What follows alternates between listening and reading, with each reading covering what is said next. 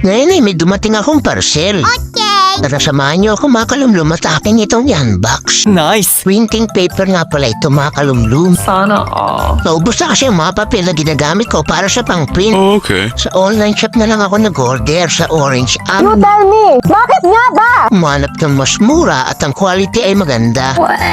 Malayo pa kasi ang bilihan dito ng mga ganitong quality ng paper materials. Paano masabi? At makakapagsimula na ulit ako mag-print. Ito na yun mga kalumlum, kaso tignan nyo, punit, sira. Oh no!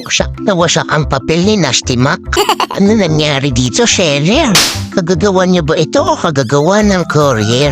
Na JNT yata? Jump and through.